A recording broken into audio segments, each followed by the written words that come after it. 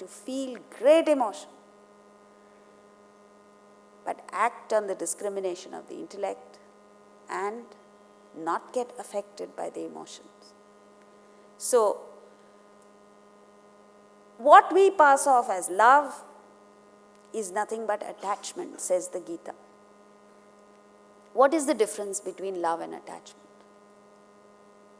Attachment is where you feel for a person, you have feelings for an individual, but that feeling has been corrupted by expectation of a return. So you say, I love my son because I want the son to do something for me. And most parents today, this all over the world, I don't know what's happening. There's this huge pressure on children because all parents want to vicariously live their desires, their ambitions, their aspirations through the children because they were incapable of doing it themselves. And this is what causes the pressure. What right does a parent have to impose his or her will on the children? This is attachment. And particularly in India, you don't let go of the children even at the age, when the children are 50 and 60 also, you don't want to let go. You don't want to let them live a life of their own. You completely stifled life that people live. That's why people are wanting to break free.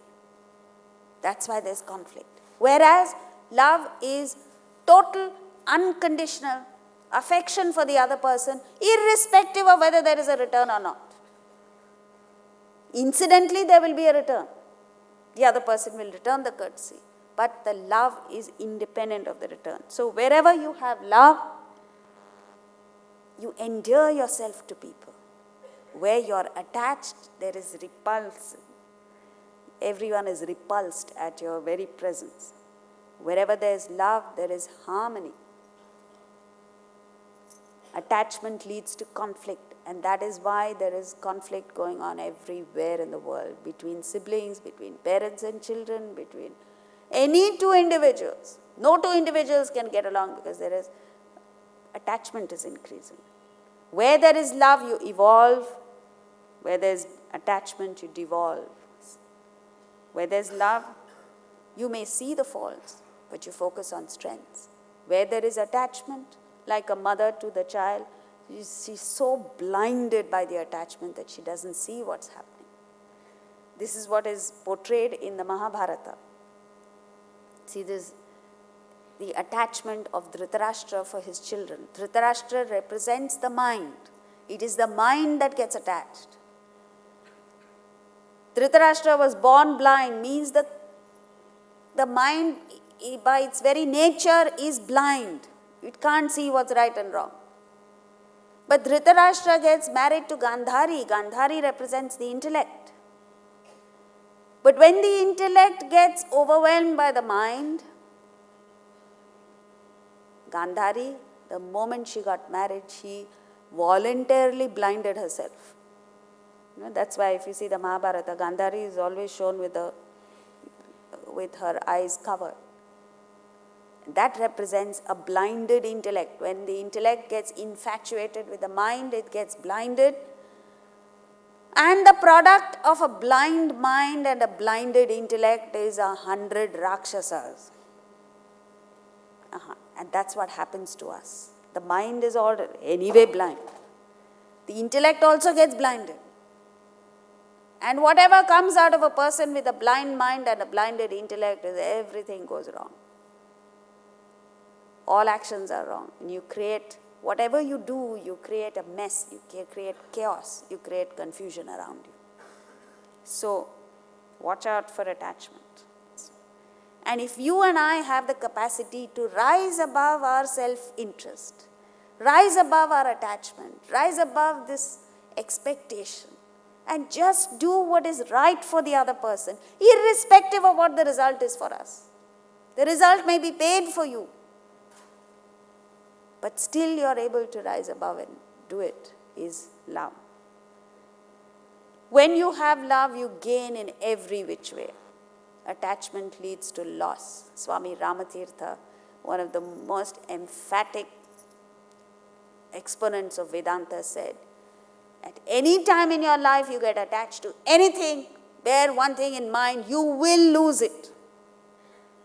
Where you have love, it brings out the best in you and the best in others. Where there is attachment, it brings out the worst in you. The devil in you comes out and it brings out the worst in others.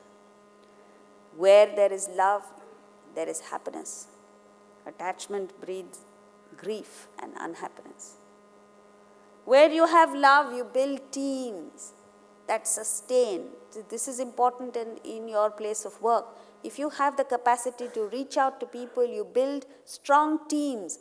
And it is these strong teams that are able to withstand the force of change, what they call as market forces going on. Otherwise, you crumble, you fall apart. When you're attached, you disrupt the teams. So, what is basically the difference between love and attachment is the capacity to see oneness in spite of differences. It's like when you place a mirror, when you look at yourself in a mirror, where do you see the image? You see the image in the mirror, but you understand it here. So if, for instance, your hair is out of place and you see it in the mirror there, you don't try and straighten your hair in the mirror, you automatically reach out to your own hair. That's how it works. Now what Vedanta is telling us is the whole world is a mirror in which you should be able to see yourself in others and see others in yourself. So the question is, when you see separateness, how do you reach that state of oneness? The Gita tells us that if you have identified with your body, if your body is centric, then you see maximum separateness because everyone else is physically different from you. And when you see separateness, when you see otherness, you feel insecure, you feel stressed out. You move your identification to the mind, and you see oneness at least within the family. That is the secret behind why every human being wants to go back home. What is so special about your home? You know, there are people who live in humble homes. And when they go out and work, they go to 5-star hotels and all that. Still, there is this urge to want to go back home. Why? Because in the safe sanctuary of your home, you feel one with everyone, and that gives a tremendous relief. Anywhere else in the world, you see separateness. Then you shift your identification to the intellect, and your oneness expands still further. You begin to see oneness with all citizens of your country. It doesn't matter then whether they're rich or poor, whether they're educated or uneducated, whether they're urban or rural or whatever it is. You're able to, I don't know whether you've experienced that. You go, living in a big city like this, you go out into the rural areas and you see people there. And if you're able to reach out to them and feel one with them, it's so fantastic. Anywhere in the world, if you're able to see oneness with people, it gives joy. And then you identify with Atman, you feel one with everyone. What a state that must be. See, you must understand where you feel one and what a sense of joy that it gives you, and extrapolate that, extend that to what he's talking about, which is you see no separateness at all. Not only with human beings, with no creature. And you don't feel threatened by anybody. So, this is it. Now, what the Gita tells us is the truth of the matter is there is no separateness. So, if you are experiencing a separateness, that is your delusion. And the sooner you get out of that delusion, the better it is for you. What is this delusion? You know, in another poem called Sorab and Rustam, Rustam was the father, great warrior, and he was so attached to the concept of wanting a son that even when the son was born, and he was far away, the mother sends word to him that it's a daughter, it's a girl. And he gets disgusted because he always wanted a son. And so he's bitter and frustrated. His whole personality changes. The son, on the other hand, was brought up with stories of the father's glory. The mother kept instilling love for the father in the child, even though he had never seen the father. And he decides when he becomes an adult, and he becomes another great warrior like the father, to go and seek the father out. So he goes challenge. He knows the only way the father will come out of hiding is if he challenges him to single combat. So when he challenges him, eventually the father comes out of hiding and decides to fight with this guy. And the conversation between them is fantastic because the father is bitter. He's not able to see his own son when he's faced with him. The son, on the other hand, he doesn't have hatred. He doesn't have bitterness. And so there's something about this old man that he finds so endearing. He doesn't want to fight him. And even when the battle begins, as he talks to him, he keeps asking him, he says, have you heard of Rustam? Do you know Rustam? The father turns around and says, have you come here to speak or have you come here to fight? Fight. And the battle begins. Now they're almost evenly matched, except that the father is much older. So sooner or later, age begins to show. And as he finds his energy sagging, just to boost himself up, he says, come on, Rustam. The son hears the father's name and gets paralyzed. He lowers his shield, and that's when Rustam kills him. He puts a spear into him. And as the son is dying, he tells him, he says, you fool, it's not you that killed me, it's my father. You uttered my father's name. And Rustam says, father? But Rustam never had a son. And slowly but surely he convinces him that he was his son. And what a change. What a change. That man who said, you'll be dearer to the jackals, meaning that you're surely going to die, and he finds pleasure in killing him. That man finds it impossible to live. He says, how can I live when I've killed you? So this is what it is. Where there is oneness, we see separateness. And then where we set aside our talent, we set aside our capability, we set aside everything just to fight with people who are our own. And your energies go down the drain, the other person's energies go down the drain. The only people who benefit are lawyers. And the son is trying to break free and succeeds only with his death. And he's happy. He says, look, at least with my death you've come to know the truth. So, this the ability, when you develop the ability to enjoy the success of the opponent as if it were your own, you will never meet with failure in life. Because at any given point in time, someone or the other is winning, someone or the other is victorious. And this ability to enjoy other people's success is an outstanding quality. Anybody who has it, the world comes to them effortlessly. Anything they want. You see, you look at people who have it, they get taken care of, start to finish, from birth to death. Every single need of theirs is met with. They don't even have to express their desires, it's just given to them on a platter. What power it must have. What power there is in love. Now, very few people in the world have this capacity, as Christ said, blessed are the pure in heart, for they shall see God. Very few people have the capacity to love, but much fewer people have the capacity to receive that love. And so therefore, if you are lucky enough to have the capacity to feel for others, or if you've made an effort to develop it, watch out for manifestation.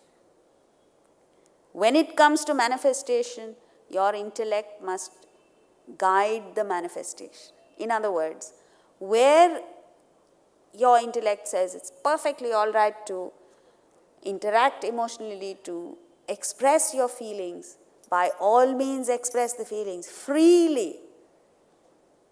And what a joy it gives to express feelings freely. But in the rare occasion where the intellect says it is not right for you to express that emotion, like for a parent with a child, when the child is going astray, however much the mother or the father likes the child, you need to take stern action for the benefit of the child. At that time, don't succumb to your emotions. Let your intellect decide. You know, there's a story of Swami Ramatirtha gives this story of a village in which there was a poisonous snake, a cobra. And that cobra used to terrorize all the villagers.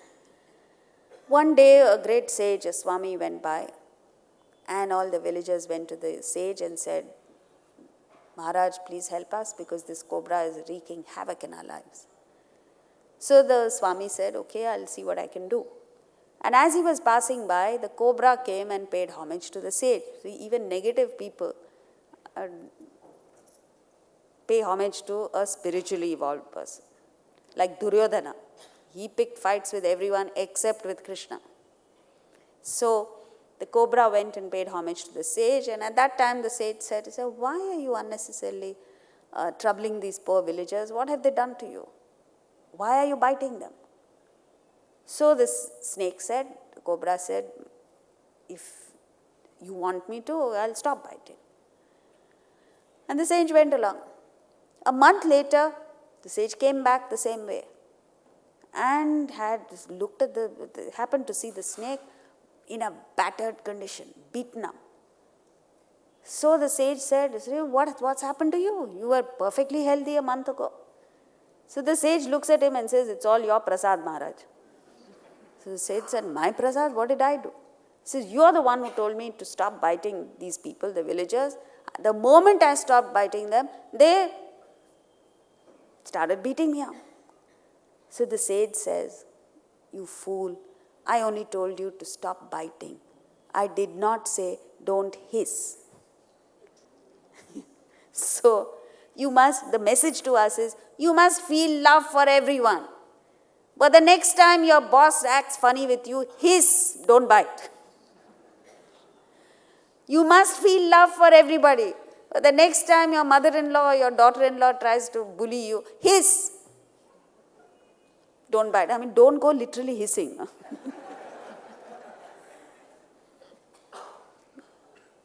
Just a little show of strength is all that's necessary. All you have to do is stand up against them. Just stand. Because they're in the wrong, they can't stand up to you. So, manifestation must be guided by the intellect, otherwise it amounts to madness. Then the next problem you might have is, if I love everybody, then what happens? Does it mean I have to look after all? See, it's like today you love your children, but you don't love your neighbor's children. So Vedanta says you must love everyone, all children. Then your problem will be, do I have to pay everybody's fees? No. Vedanta says there is a clear distinction between love and obligation. There is nothing in the world that should prevent you from loving everyone, but your obligations are only towards your children, maybe your brother's children, but you can't extend it beyond that. If you can, by all means help them. But in terms of obligation, you have obligations to educate your children, to get them married. You have no obligation to get your neighbor's children married. Please remember that. So there's a relief. People get mixed up in all this. There's no clarity in this, and therefore you say, how can I take care of this? So you block the emotion itself. Let the emotion flow freely. Let the intellect decide the manifestation, and understand that your obligations are different from love. Once you get this, you benefit in every which way. Materially, spiritually, and you are happy and secure wherever you are. With this, we move to the verses. Verse